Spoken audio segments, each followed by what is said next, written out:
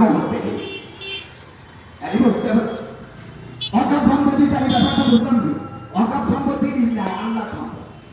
মুসলমানদের দুজন হিন্দু হবে এই কমিটির মধ্যে আইনি এসছে 40টা আইনি এসছে দুজন হিন্দু এবার তাড়াতাড়ি হতে হবে এইবার হবে কি আমাদের ওয়াকফ বোর্ডে আধিকারিক থাকে কমিশনার থাকে সেগুলো যাকে অবজেকশন হয় কেস কাবারি ওয়াকফ বোর্ডেই হয় করে যেতে হয় না এরাই সারা বিচার করে আমি একবার ওয়াকফ বোর্ডে গেছিলাম আমার শ্বশুরবাড়ি একটা মুসলিম মেয়ে ধর্ম ছিল আমি গিয়েছিলাম ওখানে যেটা আছে ওই কমিশনারের বিচার করে ফাইসলা করে দেয় কমে যাবে না এটাই তো তারাই কমিশনে নাই তাকে ফাইসলা করে সব কিছু দেখে শুনে খবরের উপর দেয় এবার উপর হবে ওই কমিশনার থাকবে না ডিস্ট্রিক্ট ম্যাজিস্ট্রেট জেলা শাসক যিনি থাকবে তারা ক্ষমতা দেওয়া হবে অমুসলিম হিন্দু দুজন সদস্য ক্ষমতা দেওয়া হবে হিন্দু মহিলা দুজন থাকবে তারা এই মসজিদটা ওয়াকফ কিনা তার দলিল আছে কিনা কত সালে ছিল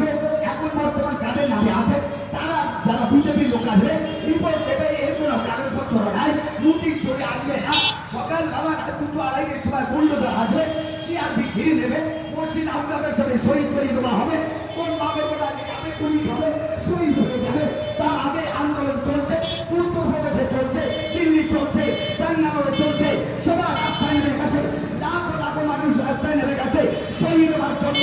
কাপড় বেঁধে কাপড় বাঁধার জন্য তৈরি হয়ে যান পুরানি সাহা জমাটা প্রত্যেককে বলছি ইমানে ধাক্কা লেগেছে পূর্ণতা চালায় মসজিদ ভেঙে দেয় আমার মা বোনদের ইজ্জত দিচ্ছে ধৈর্য ধরেছে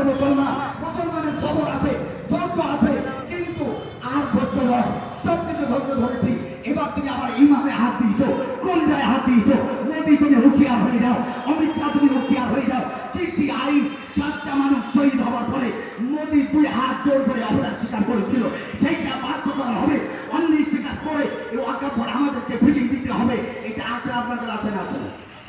সবার আছে হাত ধরে সবার আছে তো ইনশাআল্লাহ তাহলে তোমাটা কেন জান হলো না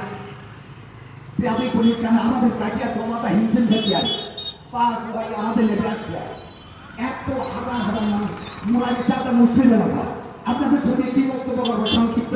হয়তো যেহেতু আমার স্বার্থে আমাকে যে ব্যক্তি করে দিতে হবে তো আমি আপনাদের সামনে আরো ইতিহাস ওয়াকফের ইতিহাস বলে সাহায্য হয়ে যাবে সব দিকে কয়েকদিন ধরে পড়াশোনা করে দেখতে পাচ্ছি ওয়াকফ সম্পর্কে সত্যি আমরা সরকারের 90% মানুষ আমরা